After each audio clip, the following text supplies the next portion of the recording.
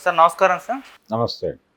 Sir ఏపీలో assembly సమావేశాలకు అంటే 3 సెషన్లు కానీ హాజరు కాకపోతే ఆ వ్యక్తి పైన లేకుంటే ఆ పార్టీ పైన స్పీకర్కు అనర్హత వేటు వేసే అవకాశం ఉంటుందని చెప్పేసి అంటున్నారు. మరి ఇప్పుడు జగన్మోహన్ రెడ్డి గారు అసెంబ్లీ సమావేశాలకు అసలు పార్టిసిపేట్ చేస్తారో చేయరో తెలియదు, దాదాపు చెయ్యరని అంటున్నారు. మరి ఆయన పైన అనర్హత వేటు వేసే అవకాశం ఏమైనా ఉంటుందంటారు సార్? అంటే అసెంబ్లీ బాయ్కాట్ చేస్తున్నట్టుగా ఆయన అక్కడ ప్రకటించలేదు అధికారికంగా జగన్మోహన్ రెడ్డి. అసెంబ్లీకి రాకపోవచ్చు అనేది ఊహాగానాలే. ఒకవేళ రాకపోవచ్చు కూడా, ఒక సెషన్లో ఒకరోజు వచ్చి వెళ్ళిపోతే ఏమిటి పరిస్థితి? ఒకరోజు వచ్చి వెళ్ళిపోతాడు ఆయన. రాగానే ఏదో ఒక ఇష్యూ మీద గొడవ జరుగుతుంది, వాకౌట్ చేస్తారు, ఆయన వెళ్ళిపోతాడు, అయిపోతుంది. ఏమిటి పరిస్థితి? ఏం చేయగలరు? ఆయన మీద అనర్హత వేటు వేసే అవకాశం ఉండదు కదా. వేయించుకునే ఉద్దేశం ఉంటే మన ప్రమాణ స్వీకారానికే రాడు కదా ఆయన. లేకపోతే రిజైన్ చేసి పులివెందుల్లో ఉప ఎన్నిక పెట్టించి తన పార్టీ తరఫున ఇంకెవరినో నిలబెట్టి పంపించి ఆయన వెళ్ళిపోయాడు కదా సీన్లో నుంచి. ఆయన ఇంకా రాజకీయ రణక్షేత్రం నుంచి వెనక్కి వెళ్ళిపోవాలని నిర్ణయం అయితే తీసుకోవాలి. ఆయన ఇప్పటికీ తన పార్టీని నిలబెట్టుకోవడం సాధ్యమా అసాధ్యమా అనేటువంటి ఒక డైలమాలో ఉన్నాడు. ఉండి జరిగిన విషయాన్ని విశ్లేషించుకోవటము, జరగబోయే దాన్ని నిర్మించుకోవటానికి సంబంధించిన ప్రిపరేషన్స్లో ఉన్నాడు ఆయన. ఈ ప్రిపరేటరీ సమావేశాలు జరుగుతున్నాయి ఆల్రెడీ అక్కడ. ఈ సమావేశాల్లో ఆయన మాట్లాడుతున్న మాటలు చాలా ఇబ్బందికరంగా ఉన్నమాట వాస్తవమే. అంటే ఆయన ఇప్పటికీ సబ్మిసివ్గా లేడు, ప్రజల పట్ల అణకువతో లేడు, ప్రజల ముందు ఆత్మవిమర్శ చేసుకోవడానికి సిద్ధంగా లేడు. ఈ లేకపోవడం అనేది ఇబ్బందే. జగన్మోహన్ రెడ్డి నిర్మోహమాటంగా వెళ్ళి మీరు మీ బిడ్డకి గుణపాఠం నేర్పడం కోసం ఓడించారు తప్ప మీ బిడ్డ మీద ప్రేమ లేక కాదు. మీ బిడ్డకు అర్థమైంది గుణపాఠం నేర్పడం కోసమే ఓడించారు అని. ఏ నా నుంచి దొర్లినటువంటి ఏ చర్యలు అయితే తప్పులని మీరు భావిస్తున్నారో అవి పునరావృతం కాకుండా చూసుకుంటాను భవిష్యత్తులో. మీ బిడ్డ తప్పు తెలుసుకున్నాడు, మళ్ళీ మీరు మీ బిడ్డను హక్కును చేర్చుకుంటారని భావిస్తున్నాను. ఇది కదా మాట్లాడాల్సిన పద్ధతి. ఇది వదిలిపెట్టి మీట అనే పదం మానేయాలి ఆయన ఇమ్మీడియట్గా. మీట అనే మాట మానేస్తే తప్ప ఆయన బాగుపడ్డాడు. నేను మీట నొక్కాను మీరు ఓటేయలేదు, లేకపోతే నేను మీట నొక్కాను ఓట్లు పడలేదు, ఇది రిపీటెడ్గా వినటం వలన ఏమవుతుందంటే ఈయన ఏదో ఎక్కడో తవ్వి తీసుకొచ్చి ఇస్తున్నాడు మనకి. ఎక్కడో గుళ్ళ దగ్గర, పాత గుళ్ళ దగ్గర రంగురాళ్ళు ఏరుకుని వాటిని అమ్మి ఆ డబ్బులు తెచ్చి మన అకౌంట్లో వేసినట్టుగా మాట్లాడుతున్నాడు ఇతను అనుకునే ప్రమాదం ఉంది. అదే ఆయనకు అర్థం కావాలి. చంద్రబాబు నాయుడు గారు ఎట్టి పరిస్థితుల్లోనూ జగన్మోహన్ రెడ్డిని మళ్ళీ తల ఎత్తకుండా చేయటానికి వ్యూహరచన డెఫినెట్గా చేస్తాడు. దానిలో అనుమానపడవలసిన అవసరం ఏమీ లేదు. అలాగే వైఎస్ఆర్సీపీ పార్టీని పూర్తి స్థాయిలో వాషౌట్ చేయడానికి కూడా ఆయన స్కీమ్ రచించి ఉన్నాడు. ఆ స్కీమ్లో భాగంగానే కాంగ్రెస్ని మేలుకొలిపాడు ఆయన. కాంగ్రెస్ని వేకప్ చేసి ఈ శ్రేణులన్నింటినీ అందులోకి తరలించి దీన్ని నిర్వీర్యం చేసి పూర్తి స్థాయిలో ఆ పార్టీని బంగాళాఖాతంలో కలపాలి అనేది చంద్రబాబు గారి మాస్టర్ ప్లాన్. ఆ ప్లాన్ని ఎదుర్కోవడానికి ఈయనకి ప్రత్యామ్నాయ వ్యూహం ఉండాలి జగన్మోహన్ రెడ్డికి. ఇప్పటిదాకా ఉన్నట్టుగా మనకు ఎక్కడా కనిపించటం లేదు. ఇప్పటికీ అదే ధోరణిలో ఉంటే బెంగళూరు వెళ్ళిపోయాడు. ఈరోజు ఆయన బెంగళూరు వెళ్ళిపోయాడు. అసెంబ్లీ సెషన్లో ఏదో ఒక రోజు వచ్చి హాజరై వెళ్ళిపోతాడు. ఇంకా ఆయన కన్ఫ్యూజన్ వీడలా.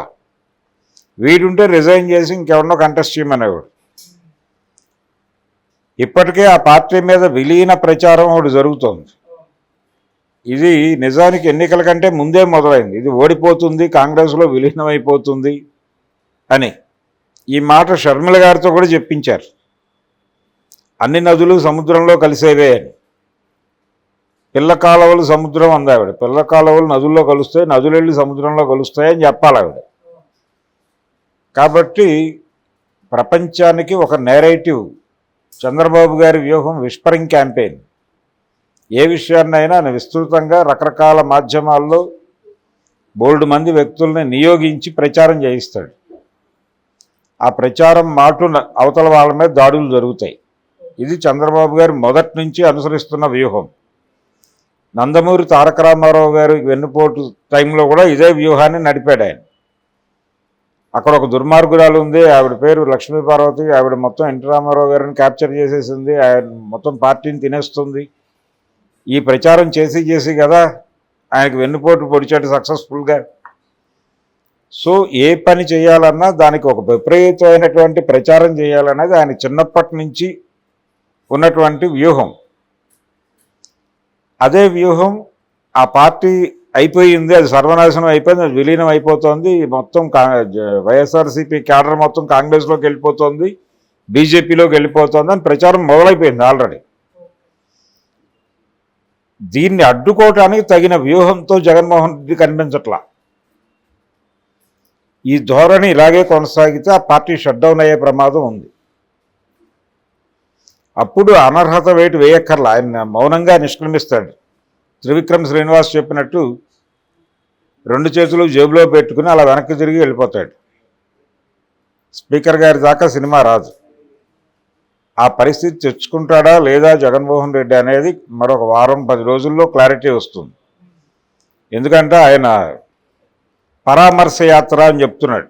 ఆ పరామర్శ యాత్ర ఉంటుందా ఉండదా, దాని షెడ్యూల్ ఏమిటి, దానిలో ప్రారంభోపన్యాసం ఎలా చేయబోతున్నాడు ఆయన, దీని మీద ఆ పార్టీ భవిష్యత్తు ఆధారపడి ఉంటుంది తప్ప స్పీకర్ గారు వేసే టెక్నికల్గా వేసే ఈ అనర్హత వేట్లు వీటి గురించి వాళ్ళు డిజైన్ మార్చుకోరు. ఇది పెద్ద ఇబ్బంది కూడా కాదు. ఆయన ఒక సెషన్లో ఒక పూట పొద్దున్నే వస్తాడు, మధ్యాహ్నానికి ఏదో వచ్చి రాగానే ఒక ఇష్యూ రైజ్ అవుతుంది, కోపంతో వాకౌట్ చేసి వెళ్ళిపోయి ఇంటికి వెళ్ళి పడుకుంటాడు ఆయన. ఎన్టీ రామారావు గారికి ఒకసారి ఇందిరాగాంధీతో ప్రోటోకాల్ ఇష్యూ వచ్చింది. ఆయన సడన్గా ప్రైమ్ మినిస్టర్ ప్రోగ్రామ్ను బాయ్కాట్ చేసి ఇంటికి వెళ్ళి ప్రెస్ మీట్ పెట్టి దుష్టకాంగి అని తిట్టేసి పడుకున్నాడు.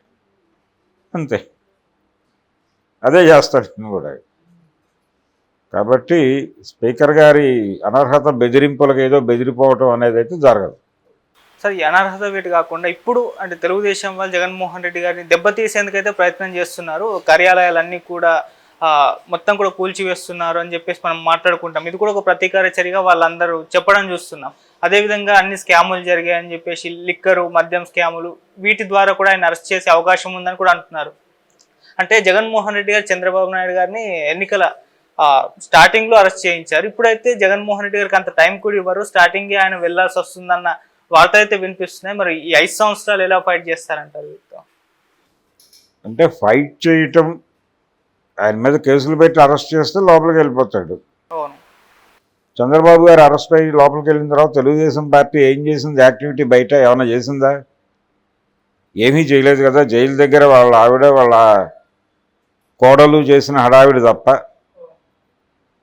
పవన్ కళ్యాణ్ వచ్చి 5-6 మీటింగులు పెట్టాడు గోదావరి జిల్లాల్లో, అంతకు మించి ఏమైనా జరిగిందా? ఏమీ జరగలేదు. సైలెంట్గా ఉంది ప్రపంచం. జగన్మోహన్ రెడ్డి గారు జైలుకి వెళ్ళినా అదే జరుగుతుంది, ఏ హడావిడి ఉండదు. జనాలకి ఎన్నికల ముందు మాత్రమే దీని గురించిన స్పృహ మొదలవుతుంది. ఓకే. అందుకని అరెస్టు జరిగితే ఒక జగన్తోనే ఆగుతుందా? ఆడదాం ఆంధ్ర, 100 కోట్ల రోజా, వీళ్ళందరూ ఉన్నారు కదా. గుడివాడ కాసినో కింగ్ కొడాలి నాని గారు ఉన్నాడు కదా. నాని గారి మీద 3 కేసులతో సిద్ధంగా ఉన్నానని మాట్లాడుతోంది కదా ఆవిడ, పదవి ఎక్కకంటే ముందే హోంమంత్రి గారు. మరి ఆవిడ ప్రతిజ్ఞా పాలన చేసి ఆయన లోపలయ్యాలి కదా. ఇలా చాలామంది ఉన్నారు వాళ్ళ లిస్టులో. ఈవెన్ ఇప్పుడు ఆయన పాత కేసులు తిరగతోడితే విజయసాయిరెడ్డి కూడా లోపలికి వెళ్ళిపోతాడు. ఇలా అందరూ ఉన్నారు లింకులో. కాబట్టి అరెస్టులు జరగవు అని అనుకోనక్కర్లేదు. అరెస్టులు జరిగే అవకాశం అయితే ఉంది. ప్రతీకార దాడులే జరుగుతున్నాయి ప్రస్తుతం.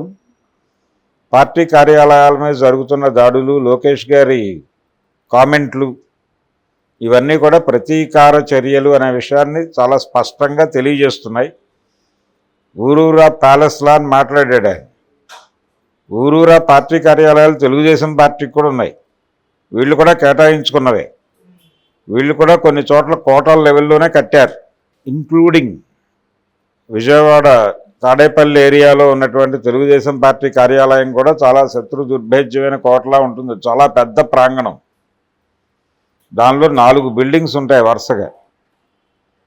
ఒక దానిలో ఒక యాక్టివిటీ, ఇంకో దానిలో ఇంకొకటి యాక్టివిటీ లాగా పెట్టేసుకున్నారు. హైదరాబాద్లో ఎన్టీఆర్ ట్రస్ట్ భవన్, పార్టీ కార్యాలయాలు, పార్టీ ఆచరణ లేని చోట పార్టీ కార్యాలయాలు ఎందుకంటే ఇక్కడ ఆచరణ లేదుగా. ఇప్పుడు తెలుగుదేశం పార్టీ 2 ఎన్నికల నుంచి పోటీ చేయట్లా. మరి రాష్ట్ర ప్రభుత్వం ఎందుకు నోటీసులు ఇచ్చి దాన్ని హ్యాండ్ ఓవర్ చేసుకోకూడదు ఎన్టీఆర్ ట్రస్ట్ని? ట్రాఫిక్ కూడా ప్రాబ్లంగా ఉంది అక్కడ. కొంచెం లోపలికి జరిపి దాన్ని ఎన్టీఆర్ స్మారకంగా మార్చేసి ఆ రోడ్డు కొంచెం వైడెన్ చేస్తే ట్రాఫిక్ ప్రాబ్లం క్లియర్ అవుతుంది కదా. ఆ కార్నర్లో ట్రాఫిక్ ప్రాబ్లంకి ఎన్టీఆర్ ట్రస్ట్ భవనే కారణం. అందుకని కక్ష సాధింపు అనేది చాలా సీరియస్గానే జరుగుతోంది. అందులో భాగంగా ఏదైనా జరగచ్చు. వాళ్ళు కూడా ప్రిపేర్ అయి ఉన్నారు. ఈవెన్ జగన్మోహన్ రెడ్డి కూడా అరెస్టుకి సిద్ధపడే ఉన్నాడు. నిన్న గుడివాడ అమర్నాథ్ అన్నట్టు మేము కూల్చాం, వాళ్ళు కూలుస్తున్నారు అన్నట్టుగా మేము అరెస్ట్ చేసాం, మమ్మల్ని అరెస్ట్ చేస్తారు అనే ప్రిపేర్డ్నెస్తో ఉన్నారు. దానికంటే ముందు ప్రజలకి ఆత్మవిమర్శ చేసుకుని ఒక నివేదిక సమర్పించాలి అనే జ్ఞానం ఉంటే వాళ్ళకి ఆ పార్టీ గురించి జనాలు కనీసం ఆలోచించి ఒక సానుభూతి వాక్యమైనా మాట్లాడే అవకాశం ఉంటుంది. లేకపోతే అది కూడా ఉండదు.